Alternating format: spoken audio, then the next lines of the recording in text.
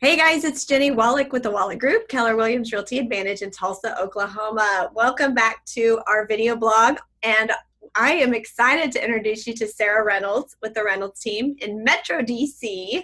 Hello, Yes. Sarah. Hi. I'm excited for you to share all of your agent success secrets. You have a lot to share and a lot of years of experience. So we'll just kind of open it up here in the beginning. You can just introduce everyone of where you are, how you got into real estate, Yeah, what your production looked like last year, what your big goals are for this year. sure. So, first of all, thank you for having me on. This Yeah, is so fun. excited. So I got into, let's see, so we're in the DC metro market. So we service Northern Virginia, Washington, DC, and Maryland. So it's three different jurisdictions that we are proud to serve. Last year, we had the honor of helping 411 families. Which with our average commission and average sales price, it ended up being like 5.6 million in gross commission income. And then production, I think it was like 180 million or so. And then this year, our commitment is 600 families, which will put us at about like 7.5 million in GCI and 200 and something 200 something thousand million with production. Whatever it is, it's huge. Yes, yeah. The production number I don't keep track of as much as we track family served. Right. So that's our main, right. For our team, that's like the main thing that we do is all about family served. So I agree. So tell everyone how you got into this crazy business. Yeah. So I was sort of born into it, literally. So my mom got her license in 1988. I was 4 at the time. And in 2006, I was graduating with a business degree from Liberty University. And I was going to go into business, and that's my passion. I love business. And she had just had a major like back surgery. She had a very good business at the time, like worked all by referral. Every year she would do about like 300,000 GCI. It was her and an assistant. Wow. She actually joined Keller Williams in 1999. So she was like, it was like 6,000 agents. Yeah. When she joined, which is amazing to think about. So she asked me when I was graduating if I would get my real estate license and help her because she had back surgery. She couldn't show homes. And I said, sure. I wasn't sure what I was going to do at the time. So I got my license and started working with her as her buyer's agent and did that for a few years. And then 2009, we sat down and I basically called a meeting and just said, it's been great helping you, but I'm done it's hard working with families sometimes. I love my mom, but it's difficult. And so I just said, I'm going to go do something else. And she said, well, let's talk about this more because at the time I wasn't doing listings. And she could tell I had like a passion for like people and for team building. And she said that she had tried building a team before and that she doesn't feel like it's her skill set. And so she said that she would love for me to like learn listings and be strong in that and then build the team if I want to. And she basically said like, I want you to lead this. And I was like, what? So I say now she pulled a Gary and fired herself. Wow. And I think she would say that was pretty smart of her. And so from 2009 to 2011, I like totally became a master of listings. We had 2 support staff at the time. It was just me and my mom. And so I became just out there killing it on listings. We started building our farm area and like really specializing in one area. And then in 2011, I hired my very first agent. So first buyer's agent who's still with me today. So, and then the fall of 2011 is when it really clicked, like what I'm passionate about with team building is my first agent partner, Sasha, was on her way to a vacation and she sent me a text message and she said, I'm on my way to vacation and I'm paying for it. And she said, and it's because of you. And it made me realize like what a huge need in our industry is for teams and good teams and people that can mentor and really help agents. And ever since then, I've been like addicted to it. So that's a great addiction. yes. Yes. Wow. Well, let's just kind of get the numbers so everyone has an idea. You shared your production. How many agents does it take to sell 411 homes? Help that many? Yeah. So last year we had 13 producing agents. So we brought on quite a few agents towards the end of the year for the 2018 commitment. But the ones that did the 411 were 13 agents. And how many administrative people do you have helping with all that?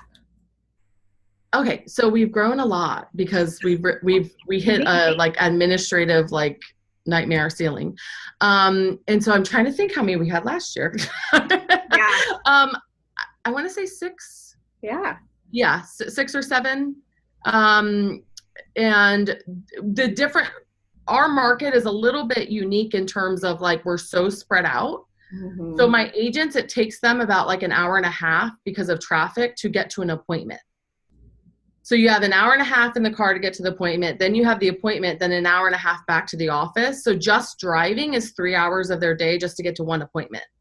Yeah. So we are heavy on the administrative side on purpose because our agents really can't do a lot if they're going to sell a lot. And so we have a pretty amazing administrative team. And then let's see, we also had 3 ISAs. So 3 inside sales agents that helped us with the 411. Wow. This year, we have 20 agents. So we've increased to 20 agents. And I believe we're up to 9. Right. 9 administrative and a few VAs. So we have some VAs that support our in-house girls. Well, and I think that sometimes maybe single agents or agents newer in the business, this can seem really overwhelming. However, you have done it gradually and then fast. I mean, yes. Fast.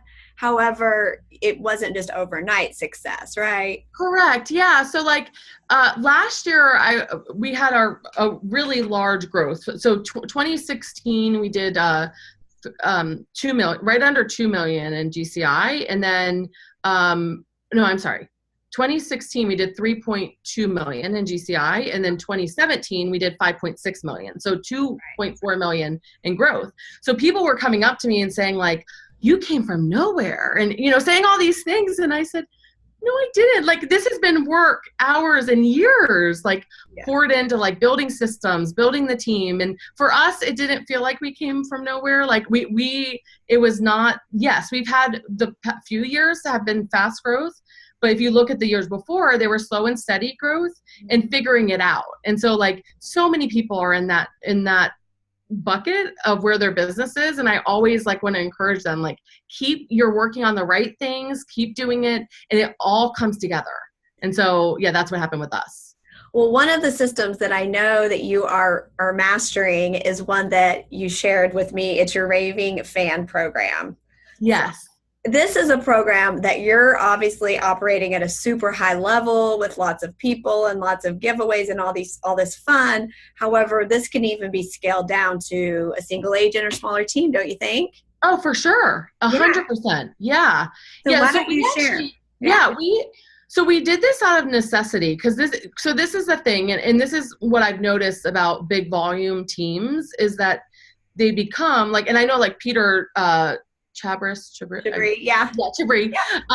Like he did an awesome talk on that. And it really resonated with me. Like the foundation of our business has always been our database. So our data bank, our sphere of influence, that is like the foundation. My mom has such a strong sphere of influence and years of experience.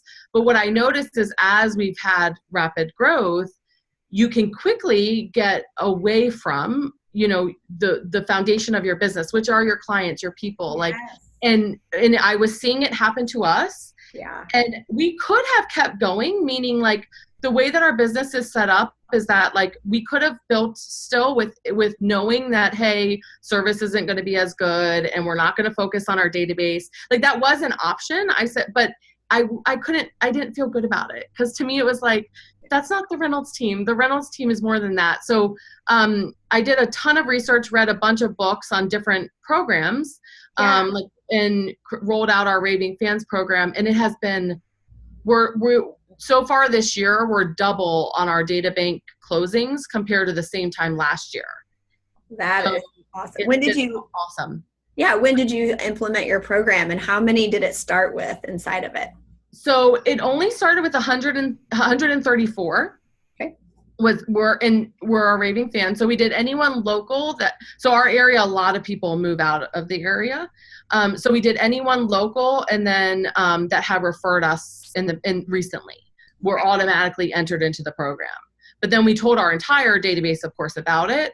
And so like the first month, so we started telling people about it in November, December, but then they didn't receive their first gift until January. And then we got 19 referrals in January, which is the most, well, we don't call them referrals. We call them introductions. Right. Yeah, we got 19 introductions in January, which is the most we've ever gotten in 1 month. And then Laura Gillette, she just inspired me. I got to know her at my very first Gary Keller mastermind. And she's awesome. And she was talking to me about, like, we weren't asking. We just simply were not asking people like who they know and to refer us. And so our first call night when we did it in January, it was like new for my team because my team wasn't used to it.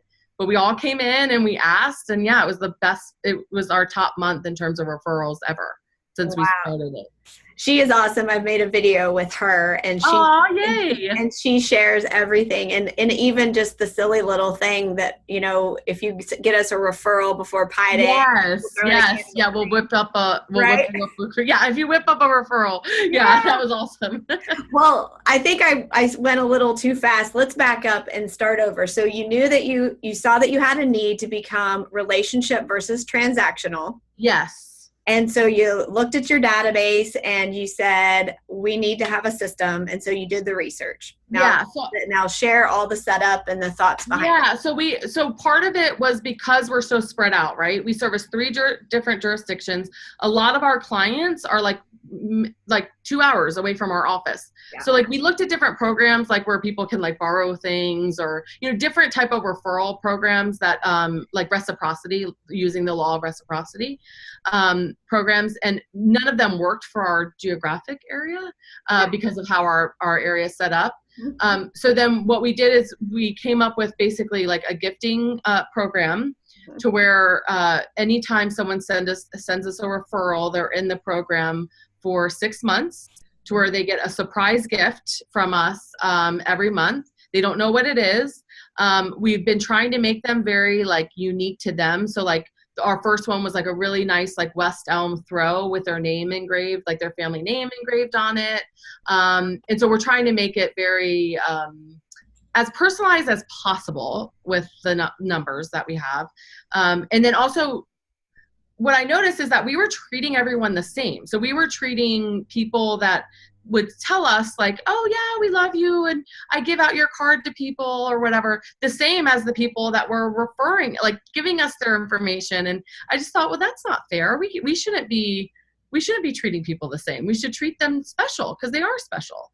And so we made the program. So basically, it's a combination of events, one event a quarter. They get a gift a month, and then we have our very first VIP quarterly dinner on Thursday. I'm super excited about it. So anyone that referred us in the first quarter of the year are invited to the dinner. So it's only for those that actually introduced us to someone in the first quarter of the year. So basically, like, this gives you an idea of like, and we branded it to us. So they get a bright red box. Mm-hmm. And then we have our Raving Fans like logo and everything that goes with it. And our clients are like eating this up. Cause like, who doesn't want this on their doorstep? Seriously. I do. And not knowing what it is. So let me see. I don't even know which one what this is. Cause my marketing director so this is, so we did, and what I've been trying to do is like write a letter. It's something that's impacting me. So like, I've been trying to work on my water intake. Okay. So like, I'm competitive and I like games. Okay. So I found these water bottles that like, when you have a whole bottle, you like click it, and like every day you have to fill this up basically. So it's 4. Awesome. So I was like, so we gave 2 per family, like water bottles was one gift. So that's in the box. So we have like a pretty like sticker that goes on the tissue paper, making it nice. Last month we actually gifted like spring mini sessions, like photos. So that was like the invitation for that. And then this month is going to be like, this is the box. So we get different size boxes. And I'm happy to share like anything. Yeah, so maybe we'll get your 135 on this or something. Yeah. I have a whole plan, like all planned out. Okay. So this month is like, so it looks sort of like a wine bottle, but it's an umbrella. So we're finding all these like cute, unique things. Anyway, so that's this month's. So everyone if they're within their 6-month period of sending a referral, you have a big bunch of boxes going out to all those people. Yes. And what are you keeping what's your budget usually look like? So we $25. Well, that's max. Okay. So many months we've been able to keep it under, which is good. Okay. So when we sat down to budget this out, we did a max of 250 people, and we're not even at the 250 people yet, and in like $20 to $25, and that's like box, postage. We are mailing them because of how spread out our area is. So box, postage, and gift. But sometimes we've been able to do like $15 or depending on what it is. So yeah. Oh my gosh! And what feedback are you getting? Obviously business. What else? People just love it. It's been awesome. So we created a secret group for our raving fans on Facebook. So we do like sneak peek videos. We do like games, like guess this month's gift. We're making it really fun.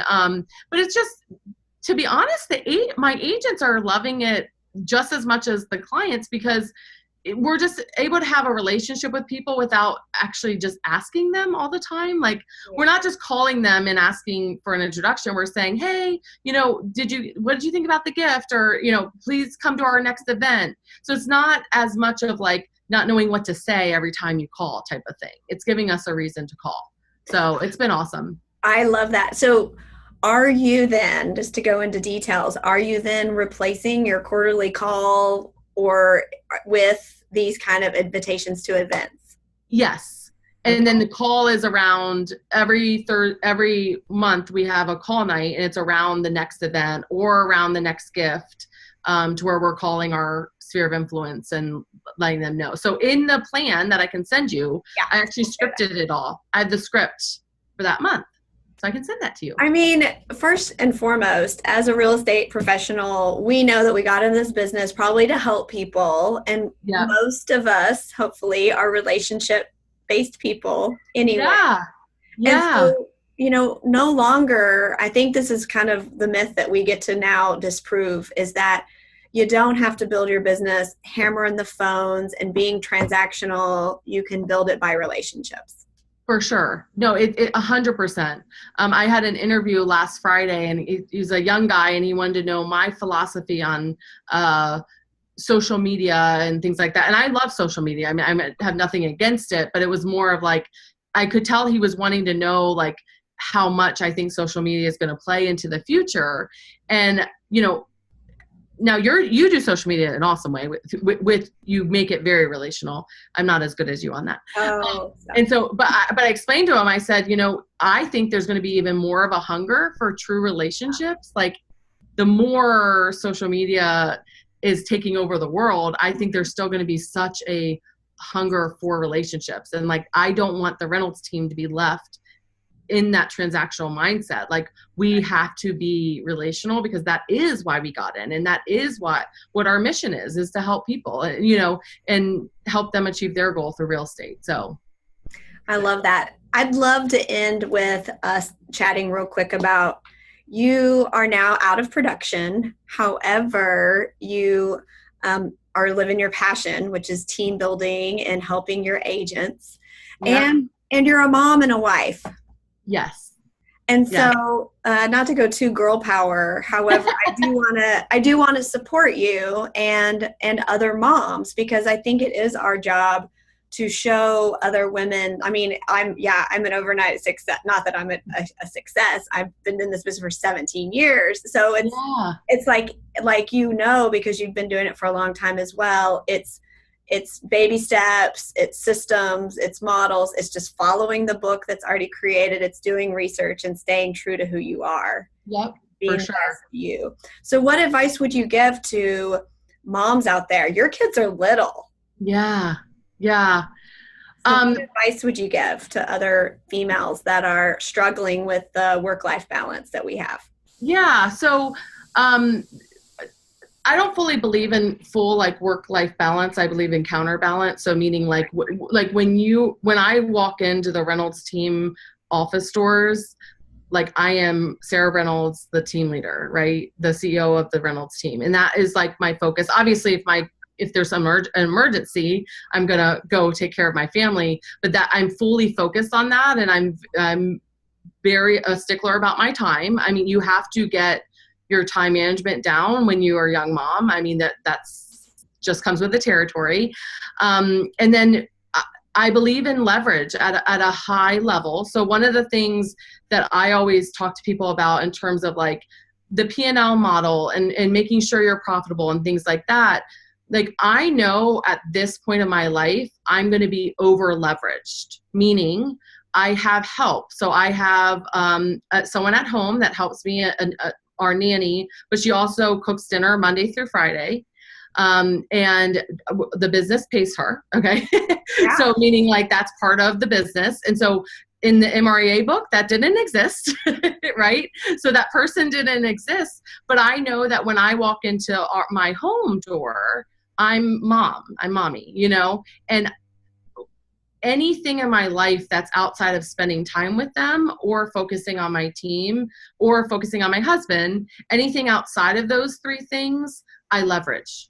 So to me, I shouldn't, like, I don't do laundry. I do have help like with cooking and things like that to where I can focus on my girls. And so I think there's a lot of people that are shooting for a profit goal. And believe me, like I have a profit goal as well.